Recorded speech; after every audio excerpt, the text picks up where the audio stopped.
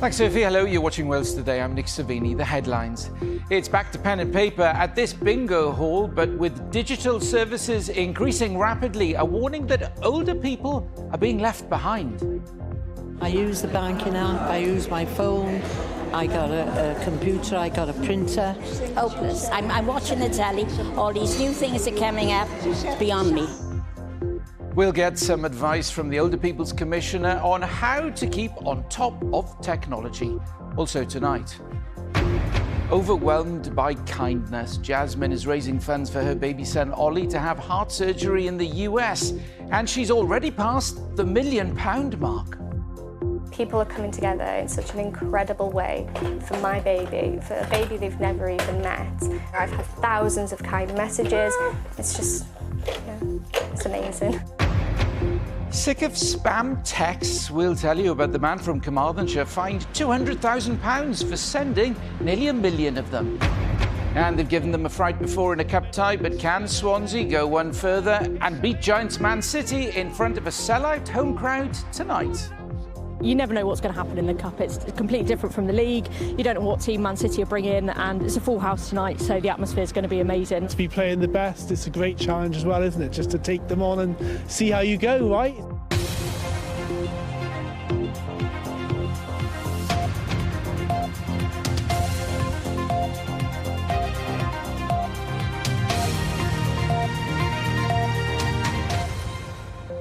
Good evening. Whether it's accessing your bank account, parking your car, or paying a gas bill, you don't need me to tell you we are living in an increasingly digital age.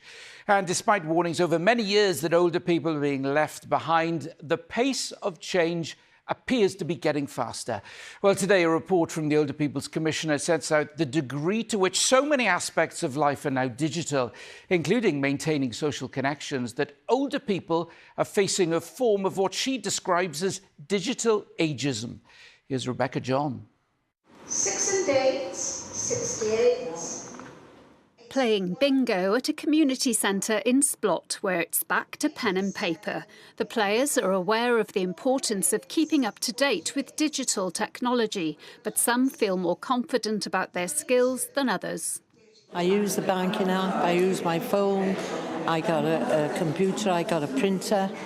So I'm one of the ones who do use it a lot. I wouldn't do banking, I'd be very nervous. I've been scammed a couple of times. Not through my own fault. I thought it was Virgin, I thought my telly had broken. It put me right off. I know that banks are closing, and for elderly people I think it's, if you're not very technology minded, what you do when the banks are closing, so you've got to do it. A new report by the Older People's Commissioner for Wales has highlighted the barriers faced by many older people. It uses the term digital ageism and calls for action to prevent exclusion in an increasingly digital world. For those individuals who feel excluded and left behind, I think it's really important that we continue to offer opportunities that they can develop their skills and confidence, but also enable people always to be able to have those resources offline. But in terms of digital ageism, I think we need to recognise that as an issue, and that I'm calling on Welsh Government, public bodies and the technology sector here in Wales to be inclusive and transparent and to ensure that they are accessible. And to do that, older people need to be part of the development and design of those digital systems. As more services move online, some older people are finding it increasingly challenging to access daily services, including banking, medical appointments and paying for parking. The Older People's Commissioner says services need to be co-designed through working in partnership with older people. The Welsh Government says it's working with all sectors, including local authorities, to design services based on the needs of older people. Well, Rhian Bowen-Davies, the Older People's Commissioner for Wales, who you saw in that report, is with me now. Good evening. Evening. A whole range of voices there. What's the biggest concern that you found in relation to this? I think when we think about digital exclusion, which was spoken about a lot in that report, people speak about how that impacts on their day-to-day lives, being able to access services, so health or social care, being able to stay connected within their communities, but how also it's become such a factor in terms of employment. And that term of digital ageism, builds on what we know about ageism. It's about how stereotypes and prejudice are being built into our systems so that they are disadvantaging and preventing barriers for older people. This is so tough, isn't it? Because as we see every day, the whole world is going digital. How do you go against that? And lots of older people have embraced that and now have developed the skills and the confidence and are doing that on a day-to-day basis. But for those who don't feel confident to have those skills, we must ensure that those opportunities are there for them and that also that those offline resources remain available to them. And if someone watching this now wants to develop their skills, are there courses out there? Where can they find these in the local communities? Yes, there are those programmes and those courses available across Wales run by third sector organisations in communities that can support older people with those practical day-to-day issues with their tablets, their phones, their laptops.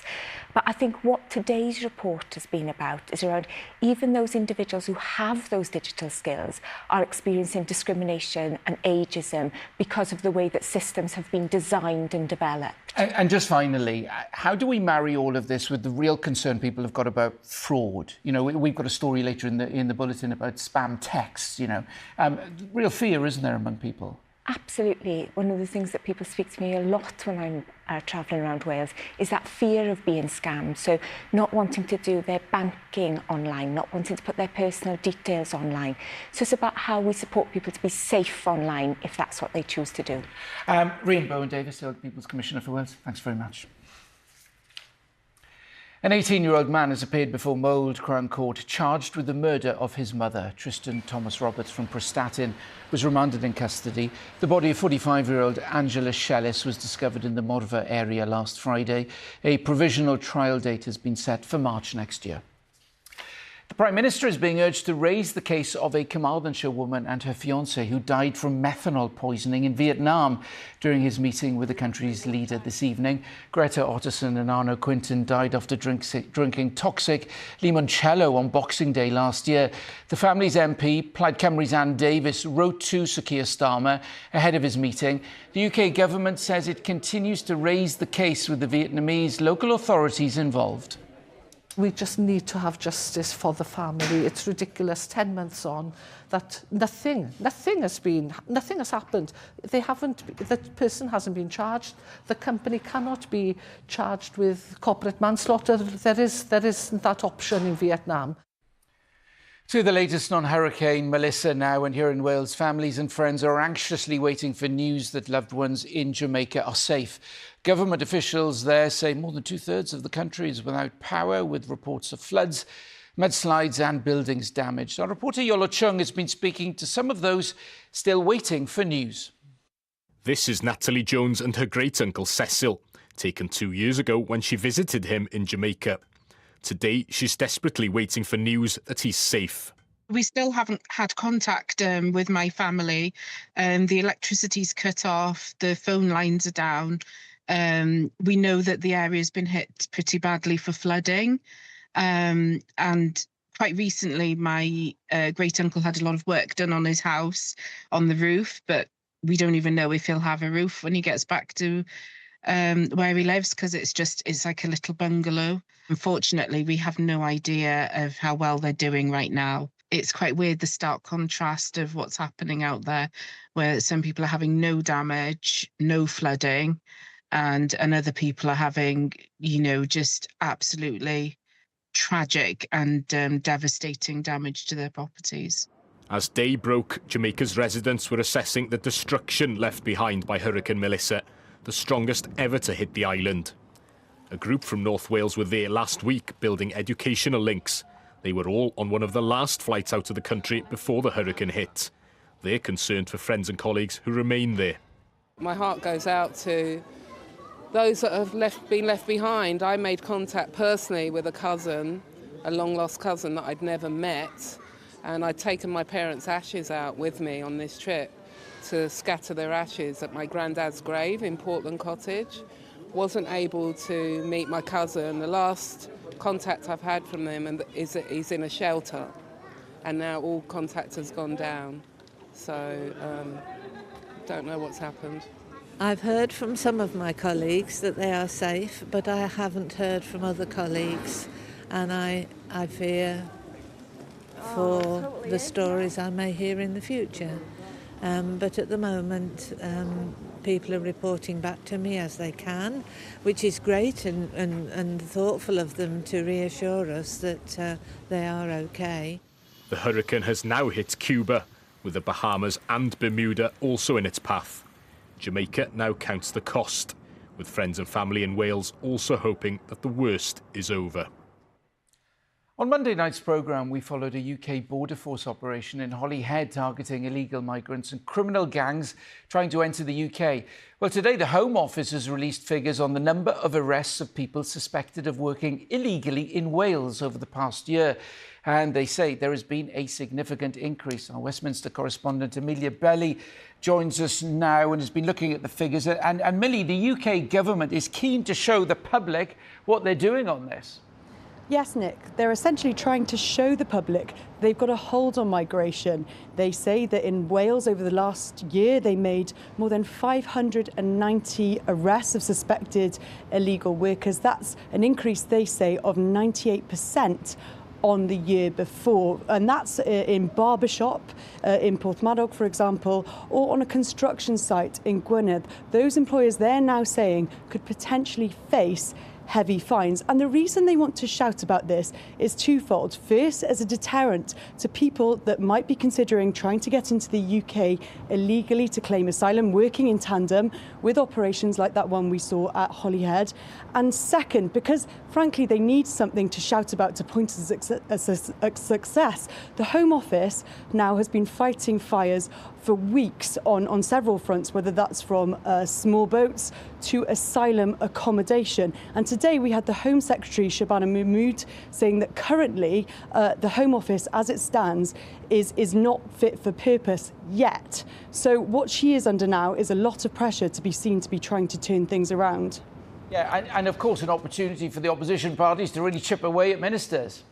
Absolutely, and they're trying to make hay on this issue, Nick. So the Conservatives say that these issues, these arrests are a fraction of the people that Labour have allowed to enter illegally into the country, and that only they have a solution to turn things around. Reform, though, say that these issues are a legacy of both main parties. They're the ones with the authority to get control on this. And Plaid, on the other hand, say that they are the ones that, rather than photo opportunity crackdowns, they say, want to put in place safe and legal managed routes for people to come in.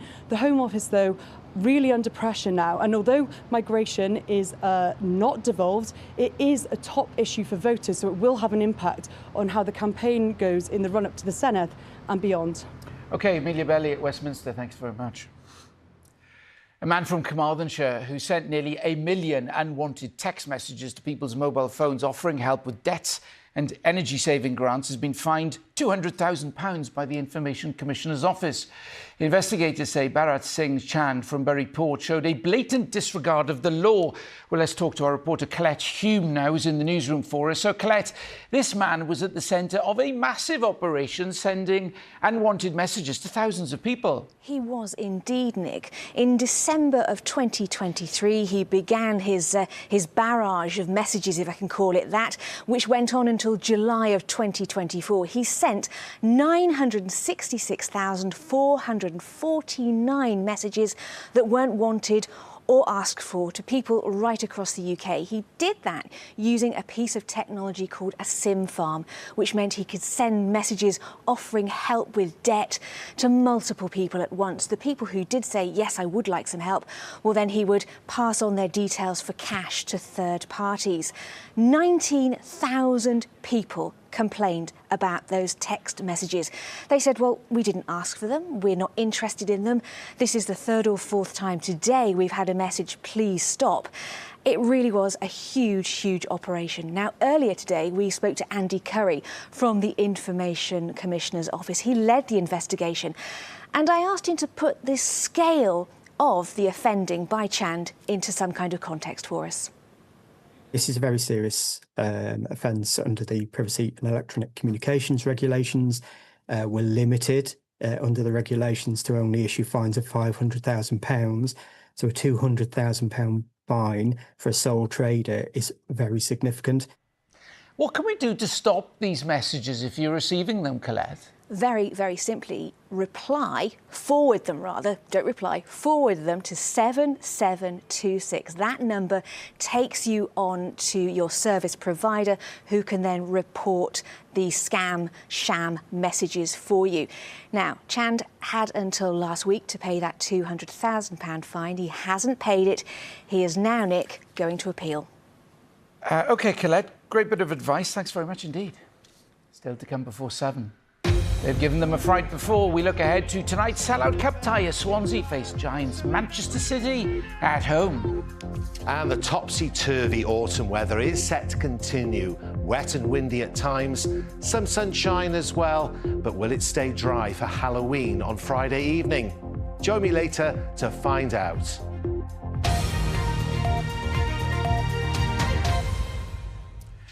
When her baby son Ollie was 2 weeks old, Jasmine Roberts from Wrexham was given the devastating news that he had a complex heart condition that could not be treated in the UK. She was then told there is a life-saving operation he could have, but it's in California and would cost £1.5 million. So Jasmine set about the daunting task of raising the money, including selling her home. And after an extraordinary effort and more than 60,000 donations, she's already raised more than £1 million for Ollie, who's now 14 months old. Sarah Easdale has the story. Exploring his box of toys, Ollie seems like any happy and healthy baby. But he spent a lot of the first year of his life in hospital after being diagnosed with heart conditions, including pulmonary artesia, which means his arteries are too small, and a large hole in his heart. Initially, his family was told Ollie would be okay without surgeries, but when he reached 10 months old, they were told they'd be lucky if he lived until he was 2. Due to the complexities of his rare condition, the NHS said they couldn't operate and could only offer end-of-life care. But Stanford Children's Hospital in California, where pioneering surgery is possible, said they could help Ollie at a huge cost. It was obviously reassuring and great to know that the best hospital in the world for Ollie could do it, and we weren't completely without hope. But 1.5 million was just an insane number. I thought, well, this is just absolutely no chance. I thought, oh, I'm going to have to try, because if you don't try, you'll never know. I sort of just contacted anyone and everyone. I set up social media pages for him straight away, you know, like Facebook, Twitter, TikTok, Instagram. We also went around with everywhere with posters, like all the way from Liverpool to Shrewsbury, just trying to get the word out and spreading it. The donations range from £1 to £100,000 from more than 50,000 people. Ryan Reynolds is one of them.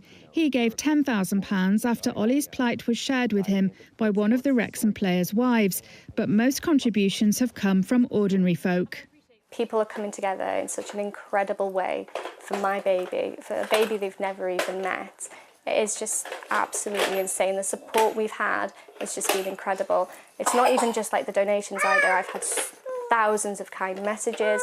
Thousands of people have been sharing Ollie's story, you know, with big creators, people that they think can help. It's just, yeah, it's amazing. Ollie's condition means that as he grows, the more pressure his body will put on his heart. There's also the worry he could get an infection he won't be able to fight. Focusing on the goal of getting to Stanford has helped with the day-to-day worry. When we found out he was palliative at 10 months old, I thought, well, there's absolutely no point in me even being here, to be honest. But then when we had the hope from Stanford, even though it was such a high cost, we just had to do it, just had to try. And obviously everyone's come together for him so beautifully. It's been amazing. Once Ollie gets to California, his surgery, which will reconstruct his pulmonary arteries, will have a 3-month recovery time. 6 months later, the second stage can take place in the UK. After that, Jasmine is confident he could live a healthy life and put his difficult start behind him.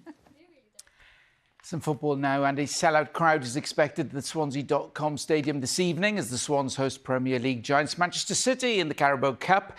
If they can pull off a major upset, they'll join Cardiff City in the quarter-finals draw after the Bluebirds toppled Wrexham last night. Sam Richards reports. It's a competition Swans fans have fond memories of, the club's first and only major trophy. But any hopes of a repeat of 2013 would require a standout performance against one of the world's best sides, and the fans might also have a role to play. We want the fans to be right behind the team. You're talking about a world-class team that is going to try and quieten them as much as possible, so don't be silenced. Man City can frustrate you with the amount of the ball, but understand that we will have to be compact. Here's Daniel James, Routledge is in the middle. In the FA Cup in 2019, Swansea looked on course for a famous victory, but the visitors pulled it back and grabbed a controversial late winner through Sergio Aguero. Oh, he's offside. Replay showed the Argentinian forward was offside.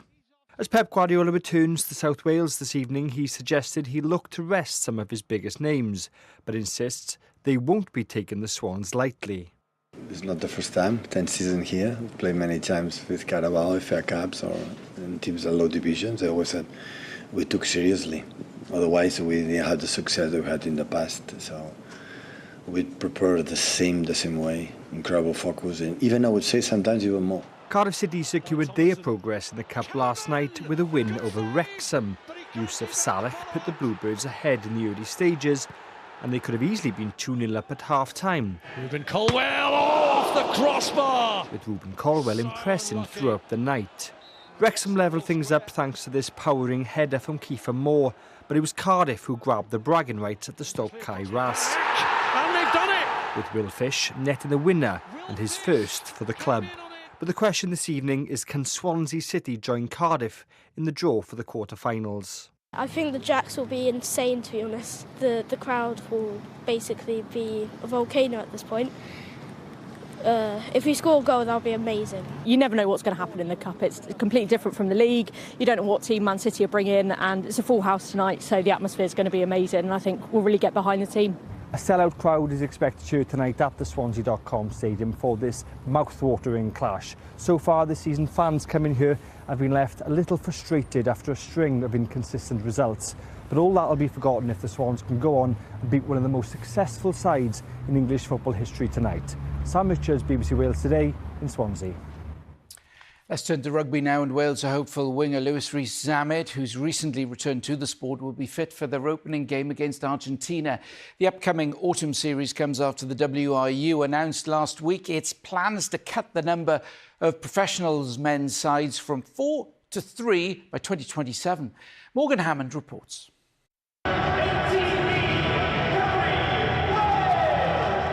It was back to business as usual at this afternoon's public training session at Cardiff's Principality Stadium. Next month's autumn internationals follow a turbulent time for Welsh rugby. Captain Jack Morgan's club future is in doubt, with Ospreys facing an uncertain outlook. When asked about his future, he said he loves Ospreys. I love the Ospreys. I love playing there. I love the boys, the coaches, everyone, and you know, with regards to that, the news only came out on Friday, so the being focus for myself now is this campaign, and we'll see how everything else goes. Wales now want to switch the focus to matters on the field. The team will play 4 test matches in Cardiff. Argentina will be Wales's first opponents on Sunday the 9th, followed by Japan, New Zealand and then South Africa. And the man in charge of achieving results is Steve Tandy, who was appointed head coach back in July. He says Wales are still hopeful Bristol wing Lewis Rees-Zammit could be fit for the opening game. His teammates have welcomed his return to the squad.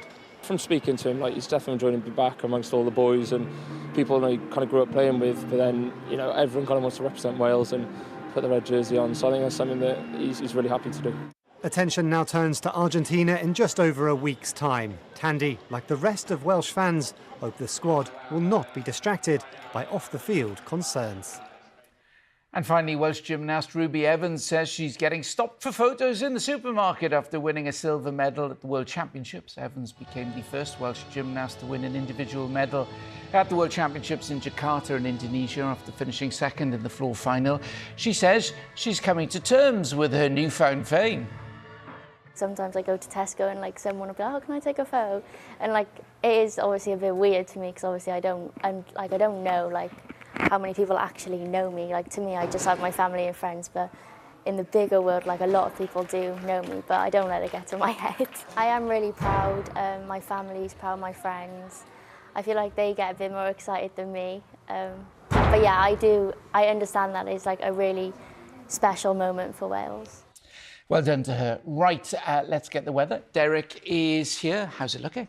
A real autumn mix over the next few days, Nick. That means more rain and stronger winds, some sunshine as well, with a milder Halloween. Back to today, and it was grey and wet for a while in Cardiff Bay, but it did brighten up this afternoon, and it turned out lovely in Saundersfoot in Pembrokeshire. Lots of people on the beach making the most of the sunshine. Not everywhere stayed dry this afternoon, with showers and a rainbow in Blaenau Festiniog in Eryri. Now, tonight, scattered heavy showers will gradually clear, much of the country ending up dry with clear skies. The wind falling light and a colder night, a ground frost in places, with a few mist and fog patches forming as well. Now, it's all changed tomorrow with a deep area of low pressure over the Atlantic. That will throw some rain and stronger winds our way, and it will turn milder from the south. So tomorrow will start off dry, bright for some of us, but it won't last. Cloud will increase and lower, with a little rain and drizzle drifting north and eastwards. The wind increasing as well, strong in the west with gusts over 50 miles per hour in the afternoon. And it will turn a little bit milder. Top temperatures 11 to 14 Celsius. Now, tomorrow evening, a band of heavy rain will sweep eastwards, clearing overnight, and a much milder night with southerly winds, temperatures staying in double figures. And then on Friday, another breezy or windy day with a short spell of heavy rain with a risk of thunder. That will clear, turning drier and brighter on Friday afternoon, and milder, top temperatures 13 to 16 Celsius. And then for Friday evening, if you're out trick or treating, a dry start, but more rain will spread from the southwest. Some of this on the heavy side. And then for the first weekend of November, it will turn cooler, breezy or windy at times, with a mixture of sunshine and showers. Temperatures typically 10 to 12 Celsius. Here's the summary. Wet at times, but some sunshine as well. Nick. Oh dear, classic half-term weather. Derek, thanks very much. That's Words Today. Thanks for watching tonight. I'll be back after the 10 o'clock news. Hope you can join me then. Till then, have a good evening.